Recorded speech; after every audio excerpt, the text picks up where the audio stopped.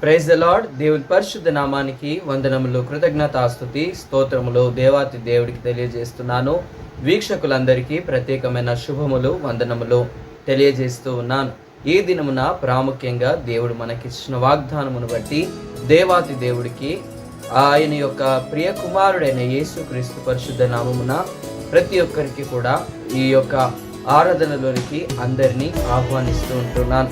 ఇక్కడ చూస్తూ ఉంటే 75వ కీర్తనలో జ్ఞాపకం చేసుకుంటే, దేవా మేము నీకు కృతజ్ఞతాస్తుతులు చెల్లించుచున్నాం, నీవు సమీపముగా నున్నావని ఇక్కడ జ్ఞాపకం చేసుకుంటూ ఉంటే, ఒక వ్యక్తులను మనము మన అనుదిన జీవితంలో చూస్తూ ఉన్నప్పుడు లేదా వారికి కావలసిన విధంగా మనము జీవించడానికి ప్రయత్నం చేస్తూ ఉంటాం.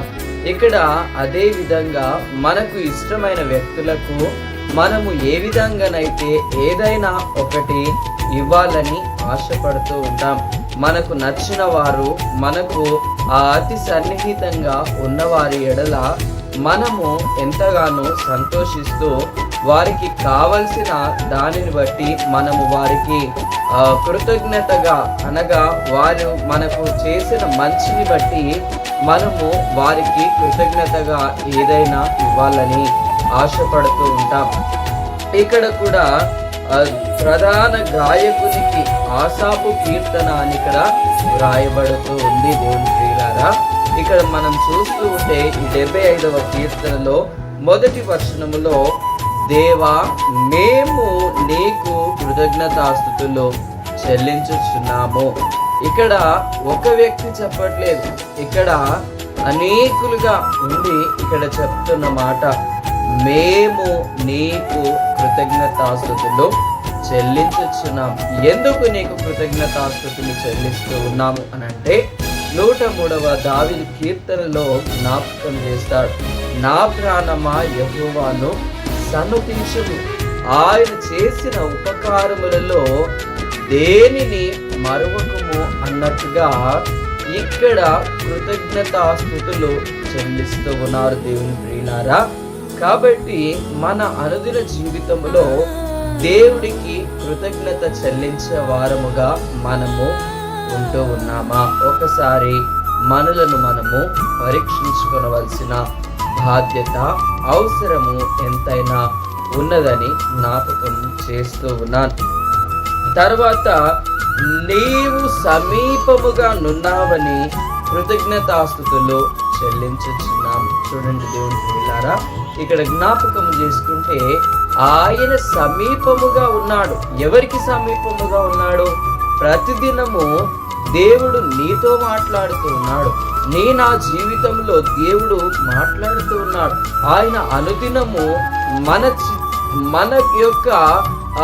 యొక్క దేవుడి యొక్క చిత్తాన్ని మన జీవితము పట్ల నెరవేరుస్తూ ఉన్నాడు. కాబట్టి ఆయన సమీపముగా ఉన్నాడని ఇక్కడ జ్ఞాపకం చేయబడినందును బట్టి కృతజ్ఞతాస్తుతులు చెల్లించుచున్నాము అని ఇక్కడ జ్ఞాపకం చేస్తున్నాడు.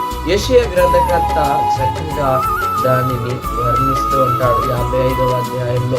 ఏమని అంటే, ఆయన, చూద్దామా ఒకసారి దేవుని ప్రియులారా, 55వ అధ్యాయంలో చక్కగా అక్కడ వ్రాయబడుతూ ఉంది.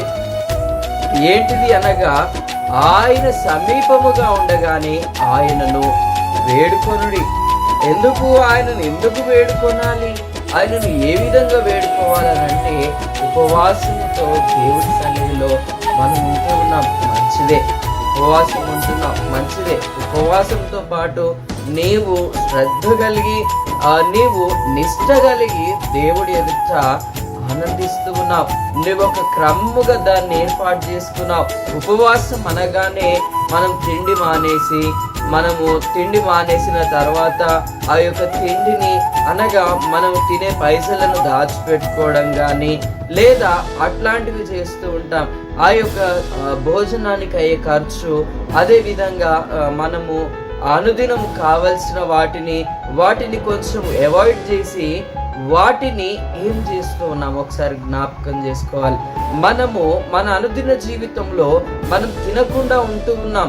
తినకుండా నీ శక్తిని నువ్వు కోల్పోతూ ఉన్నావు. కానీ నీ వలన ఎవరికి ఉపయోగంగా ఉంటూ ఉన్నది ఒక్కసారి జ్ఞాపకం చేసుకోవాలి. ఎందుకంటే నీవు తినడం మానేసావు, దేవుడికి దగ్గర అవుతున్నానని నీవు అనుకుంటున్నావు. కానీ ఎప్పుడైతే దేవుని వాక్యంలో జ్ఞాపకం చేయబడుతుంది, ఏంటిది నేను ఏర్పరచుకున్న ఉపవాసము అని అన్నప్పుడు, నీవు ఏర్పరచుకున్న ఉపవాసం ఎవరు ఏర్పరచుకున్నది? దేవుడు ఏర్పరచుకున్న ఉపవాసము మనము ఒకరికి చేసినప్పుడు దేవుడు ఎంతగానో సంతోషిస్తారని ఈ వచనముల ద్వారా జ్ఞాపకం చేస్తూ ఉన్నాను.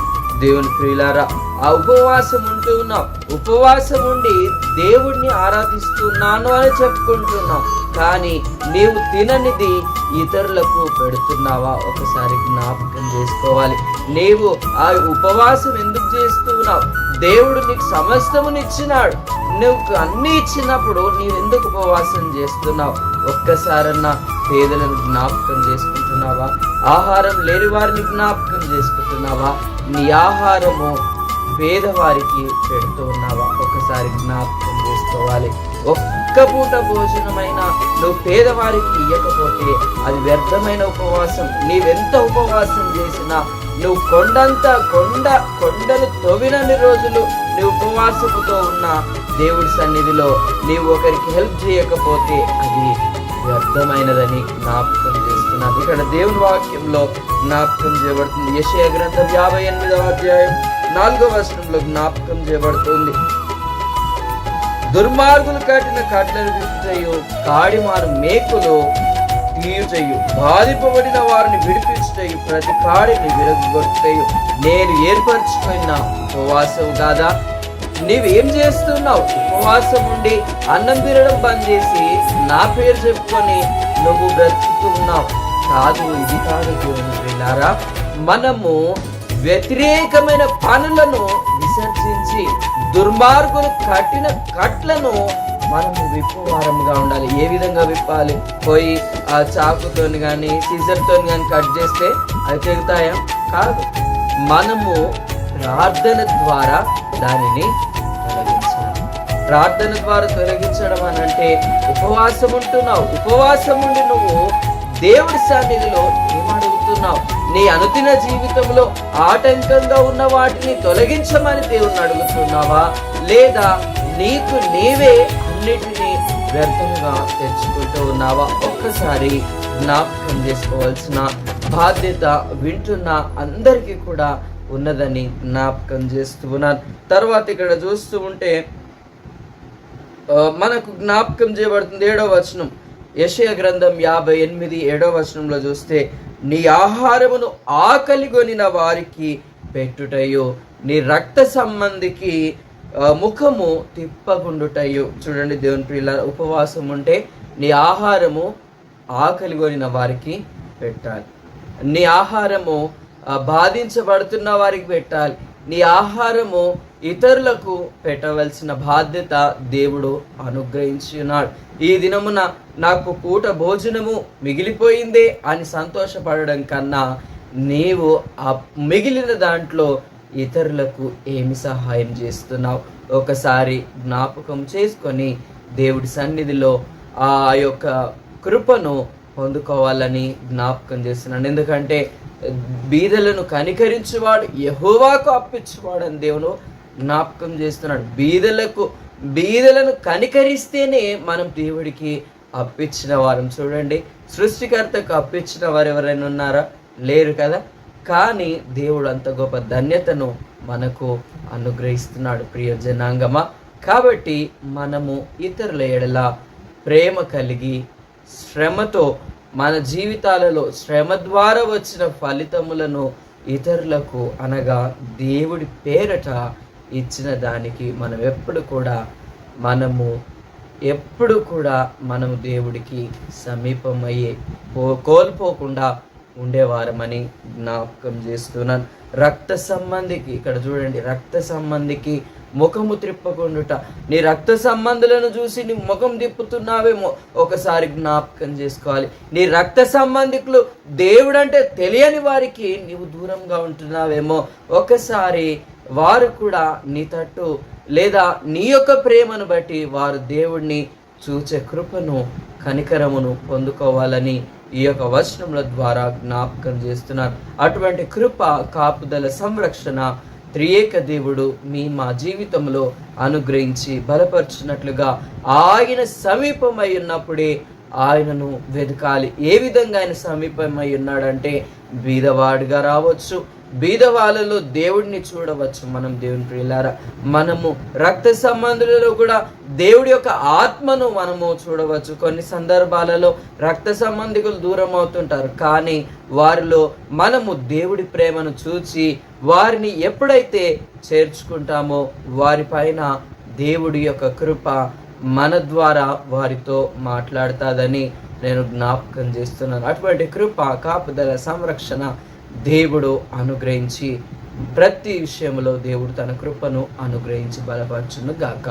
ఆమెన్. ప్రార్థన చేసుకుందాం. దేవుని ప్రియులారా, పరిశుద్ధుడైన తండ్రి, మహోన్నతుడా, నీకు వందనాలు అయ్యా. నీకు వందనాలు. నీ యొక్క కృపలో మీరు మాట్లాడిన ప్రతి మాటకై వందనాలు చెల్లిస్తున్నాం అయ్యా తండ్రి. ఆయన సమీపముగా ఉండగానే ఆయన కొరకు అయ్యా తండ్రి నీకు వందనాలు చెల్లిస్తున్నాం అయ్యా తండ్రి. నీ యొక్క కృపలో జ్ఞాపకం చేసుకొని మీరిచ్చిన కృపలను బట్టి స్తోత్రములు చెల్లిస్తున్నాం. ఆయన అనగా అయ్యా తండ్రి నీ ప్రియ కుమారుడిని మా కొరకు అనుగ్రహించారు ప్రభా. అయ్యా తండ్రి నీకు స్తోత్రములు చెల్లిస్తున్నాం అయ్యా తండ్రి. నీ యొక్క కృపలో రక్త సంబంధికులను అయ్యా తండ్రి ముఖము తిప్పగొడుటయు, అయ్యా తండ్రి బీదలకు ఆహారం ఇచ్చుటయు నీకు ఇష్టమైన ఉపవాసం అని నీ వాక్యంలో జ్ఞాపకం చేయబడుతుంది. నీకు కృతజ్ఞతాస్తుతులు ఏ విధంగా చెల్లించాలంటే అయ్యా తండ్రి అనాథులలోను పేదలోను నిన్ను స్తుతించే అయ్యా తండ్రి పేదలలోనూ నిన్ను స్తుతించే కృపను దయచేయమని ప్రార్థన చేస్తున్నాం అయ్యా తండ్రి. ఈ యొక్క పరిచర్యను వింటున్న వారిని, చూస్తున్న వారిని, ప్రతి బిడ్డను పేరు పేరు వరుసన దీవించమని ప్రార్థన చేస్తున్నాం. సునీల్ బ్రదర్ వారి కుటుంబం కొరకు కూడా ప్రార్థన చేస్తున్నాం అయ్యా తండ్రి. కోర్టు కేసు నుంచి విడుదలను అనుగ్రహించండి అయ్యా తండ్రి. నీకు వందనాలు. నీ యొక్క కృపలో రాజేష్ బ్రదర్ను కూడా మీరు జ్ఞాపకం చేసుకోనండి ప్రభా.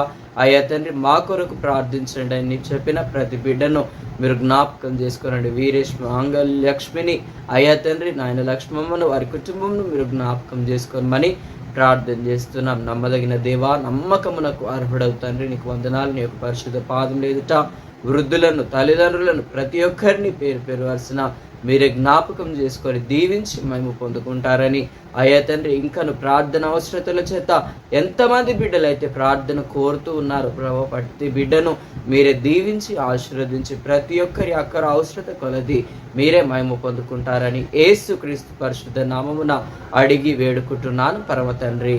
ఆమెన్. దేవుడు మిమ్మును, మీ కుటుంబాలను దేవుడు దీవించి ఆశీర్వదించి నడిపించి బలపరచును గాక.